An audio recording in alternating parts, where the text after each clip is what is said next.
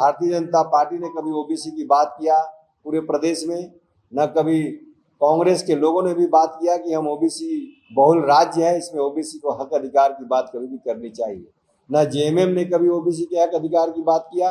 तो जो हमारे ओबीसी को समर्थन दे करके और हमारे साथ आना चाहेंगे, उनके साथ हम मिलकर के चुनाव लड़ने को तैयार हैं। हमारी मांग है कि आप जातीय आधारित जनगणना करा करके हमें जनसंख्या के अनुपात में सभी क्षेत्रों में, चाहे वह राजनीतिक क्षेत्र हो, चाहे शैक्षणिक क्षेत्र हो, चाहे सामाजिक क्षेत्र हो, चाहे आर्थिक क्षेत्र हो, सभी क्षेत्रों में हमें जनसंख्या के अनुपात में हिस्सेदारी दीजिए। चाहे वो कांग्रेस के लोग हों, चाहे जेएमएम के लोग हों, चाहे आरजेडी के लोग हों, किसी ने ओबीसी के सवालों को उठा करके और यह नहीं कहा कि आप ओबीसी बहुल हैं इस प्रदेश में, आपकी हक अधिकार की बात को, लड़ाई को आपका पूरा किया जाएगा। यह राज्य ओबीसी बहुल राज्य है और इसमें ओबीसी एकता अधिकार मंच के 81 विधानसभा सीट पर अपना प्रत्याशी देकर के चुनाव जिता करके और सरकार बनाएगी। जहां पर हमारे एससी सीट है और एसटी सीट है, उन सीटों पर ओबीसी समर्थित प्रत्याशी हम लोग लड़ाएंगे और उनको चुनाव जिता करके विधानसभा में ला करके अपनी सरकार बनाने की क्षमता रखते हैं। न्यायालय को धन्यवाद देता हूं कि जो हमारा ओबीसी का ट्रिपल टेस्ट करा करके निकाय चुनाव कराना है, इसके लिए मैं न्यायालय के फैसले को बहुत ही सम्मानजनक तरीके से ओबीसी एकता अधिकार मंच स्वागत करती है। और जो झारखंड में विधानसभा चुनाव होने वाला है, उस विधानसभा चुनाव में ओबीसी एकता अधिकार मंच की तरफ से सभी 81 विधानसभा सीट पर चुनाव लड़ाने की तैयारी कर रही है और सभी सीटों पर, जनरल सीटों पर अपना ओबीसी प्रत्याशी देगी। और यह राज्य जो है ओबीसी बहुल राज्य है, इसको प्रोपेगेंडा फैलाया गया है। हम 55% लोग झारखंड में ओबीसी परिवार के लोग निवास करते हैं और यह प्रोपेगेंडा बनाया गया कि यह राज्य आदिवासी बहुल राज्य है। यह राज्य ओबीसी बहुल राज्य है और इसमें ओबीसी एकता अधिकार मंच के 81 विधानसभा सीट पर अपना प्रत्याशी देकर के चुनाव जिता करके और सरकार बनाएगी। और निश्चित रूप से जहां पर हमारे एससी सीट है और एसटी सीट है, उन सीटों पर ओबीसी समर्थित प्रत्याशी हम लोग लड़ाएंगे और उनको चुनाव जिता करके विधानसभा में ला करके अपनी सरकार बनाने की क्षमता रखते हैं। और निश्चित रूप से जो हमारी ओबीसी की महिलाएं हैं, उनको हम लोग कम से कम 40% सीटों पर ओबीसी की महिलाएं चुनाव लड़ेंगी और ओबीसी समर्थित एससी और एसटी सीट पर भी 40% ओबीसी के समर्थित एससी और एसटी उम्मीदवार लड़ेंगी, जो ओबीसी एकता अधिकार मंच की तरफ से हम लोग पूरे 81 विधानसभा पर चुनाव लड़ाने की तैयारी कर रहे हैं। पार्टी साथ में आना चाहता है जो ओबीसी के समर्थन करता हो।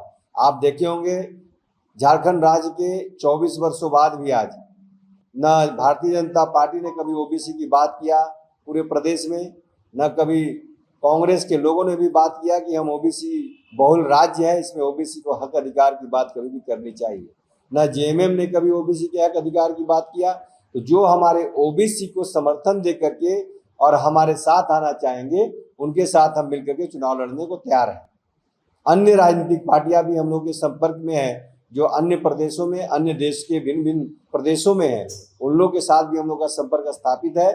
और हो सकता है कि हम लोग साथ मिलकर के 2-3 पार्टियां के साथ मिलकर के ओबीसी प्रदेश में चुनाव लड़े और ओबीसी की सरकार बनाए।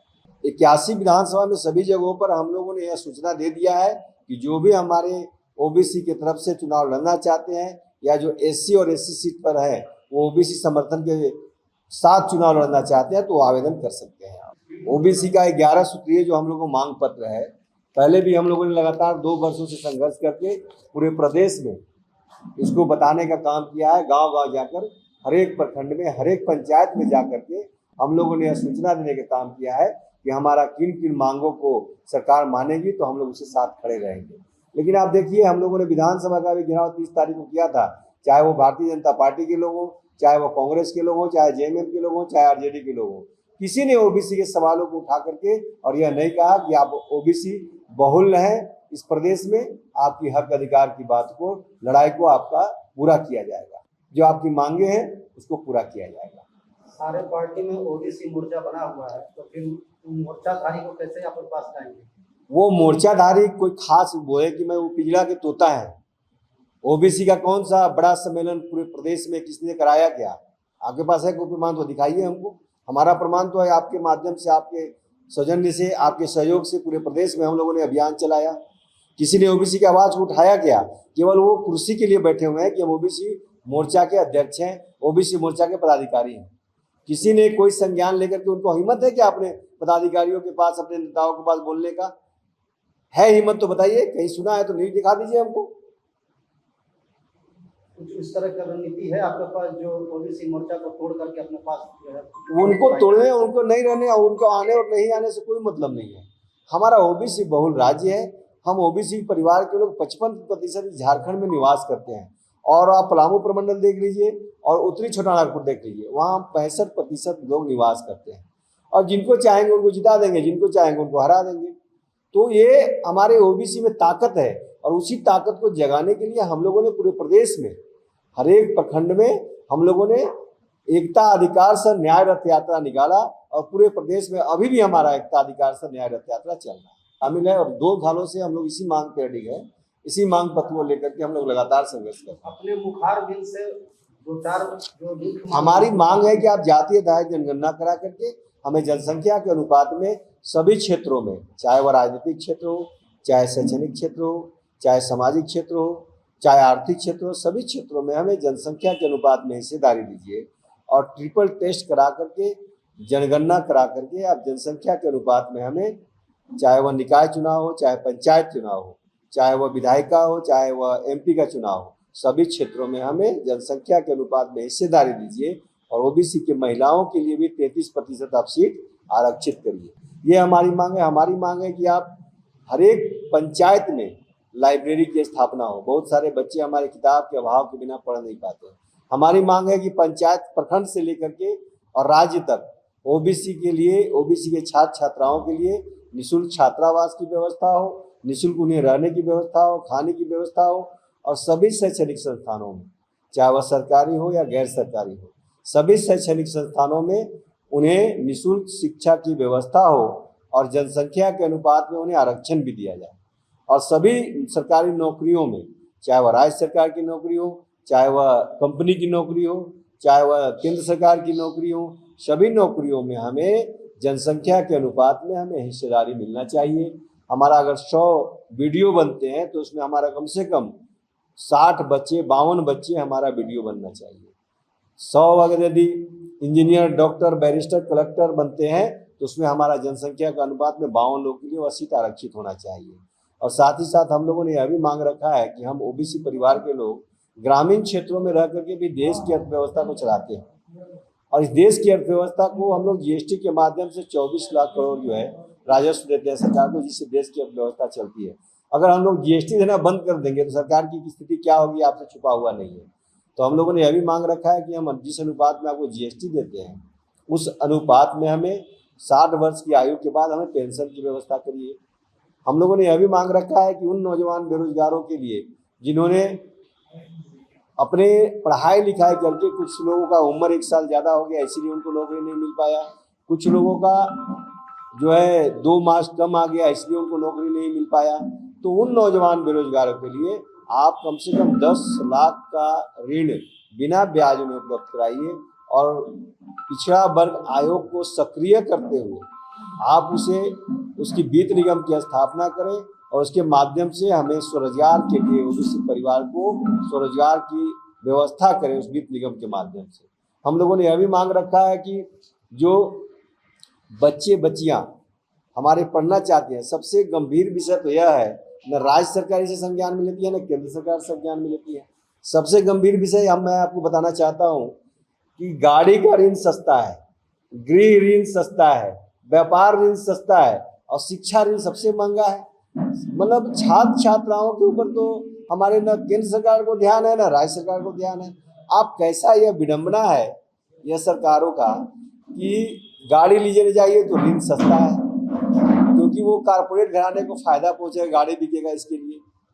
और आप गृह ऋण लेने जाएंगे तो उनका छड़, सीमेंट, सरिया बिकेगा तो उसके लिए सस्ता है ऋण।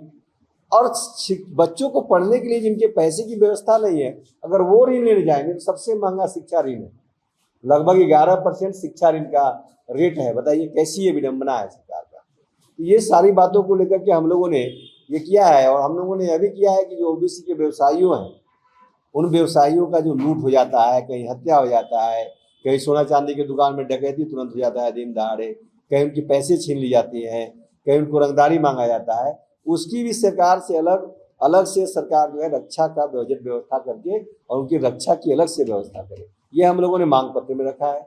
हम लोगों ने मांग पत्र में रखा है कि जो हमारे खेत का जो मसला है, हम ओबीसी परिवार और अन्य एसटी ओबीसी परिवार के लोग ग्रामीण क्षेत्रों में ज़्यादा रहते हैं और वहाँ पर खेत का जो मसला है उसमें देखेंगे तो हम खेत जोत रहे हैं लेकिन मेरा नाम ऑनलाइन में नहीं है।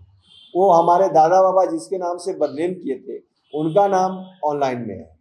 अब वो कहते हैं कि तो खेत मेरा है, वो बिना हमें बताए किसी को बेच दे रहे हैं कुछ पैसे लेकर के। तो ये परिस्थितियां है और देखिएगा राज्य में इतना झगड़ा झंझट और मार काट शुरू हो जाएगा खेत को लेकर के, जमीन जायदाद को लेकर के, कि आप सोच नहीं सकते। तो इसलिए सरकार से हम लोगों ने यह भी मांग किया है कि आप ग्रामीण स्तर पर कैंप लगा करके जो जिनकी जहाँ जितनी ज़मीन है उसके माध्यम से उसको आप निपटारा कराइए, अलग से कैंप लगा करके। हम लोगों ने मांग रखा है कि आप जो भी हमारे नौजवान बच्चे छात्र छात्राएं पढ़ाई लिखाई करके और वो एग्ज़ाम देने जाते हैं और उसकी एक रात पहले पेपर लीक कर दिया जाता है, तो आप सोचिए कि हमारे बच्चे का भविष्य क्या होगा। जो होनहार हमारे बच्चे हैं वो कैसे हमारे प्रतियोगिता परीक्षा को क्रैक कर पाएंगे, क्योंकि रात में तो क्वेश्चन किसी और को मिल गया है, जो पैसे वाले लोग हैं, जो पहुंच वाले लोग हैं, जो पैरवी वाले लोग हैं, और हमारे होनहार बच्चे का भविष्य अंधकार में चला जाता है। तो हम लोगों ने यह भी मांग रखा है कि जो पेपर लीक मामला है उसको आप संज्ञान में लीजिए, वैसा फुल प्रूफ व्यवस्था बनाइए जिससे कि पेपर लीक नहीं हो। अगर हो भी जाता है तो उनको आप फांसी की सजा देने का काम करिए, उससे कम सजा में हमारे बच्चे का भविष्य नहीं बन सकता है।